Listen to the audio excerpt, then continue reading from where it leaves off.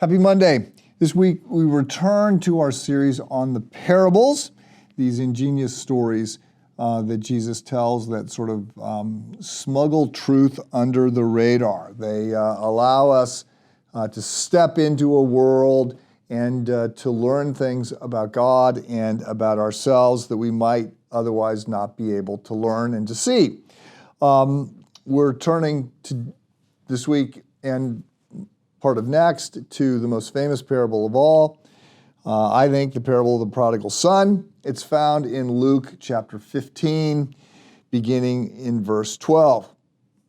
Today, I only have time to read it.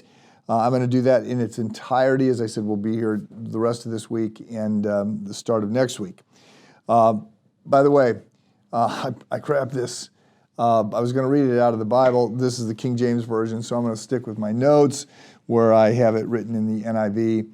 I did run across a different translation, and it started, feeling footloose and frisky, a feather-brained fellow forced his fond father to fork over the farthings, and he flew to foreign fields and frittered his fortune, feasting fabulously with faithless friends. Okay, there are too many different translations out there. You could find the whole parable in that translation if you wanted to. I think it would be torturous. I'm going to be reading from the NIV. So Jesus continued. This is the third parable in this little triptych of the lost sheep, the lost coin, and then the lost son. Jesus continued. There was a man who had two sons. The younger one said to his father, "Father, give me my share of the estate." So he divided his property between them. Not long after that, the younger son got together all he had, set off for a distant land, and there squandered his wealth in wild living.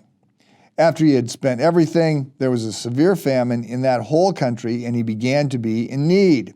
So he went and hired himself out to a citizen of that country, who sent him to his field to feed pigs. He longed to fill his stomach with the pods that the pigs were eating, but no one gave him anything. When he came to his senses, he said, "How many of my father's hired servants have food to spare, and here I am starving to death? I will set out and go back to my father and say to him, 'Father, I have sinned against heaven and against you. I am no longer worthy to be called your son. Make me like one of your hired servants.' So he got up and went to his father. But while he was still a long way off, his father saw him and was filled with compassion for him. He ran to his son, threw his arms around him, and kissed him.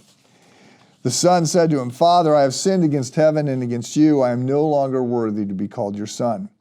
But the father said to his servants, 'Quick, bring the best robe and put it on him. Put a ring on his finger and sandals on his feet. Bring the fatted calf and kill it.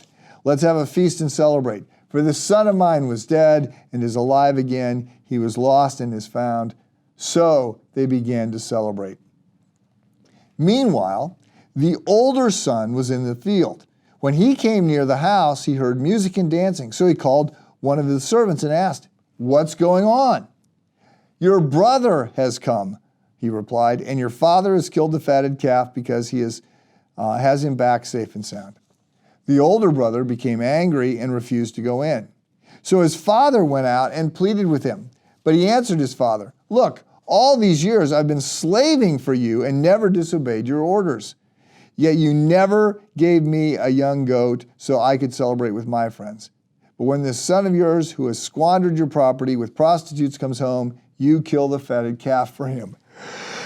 'My son,' the father said, 'you're always with me and everything I have is yours. But we had to celebrate and be glad because this brother of yours was dead and is alive again. He was lost and is found.'" This is such a great story. We will pick it up tomorrow.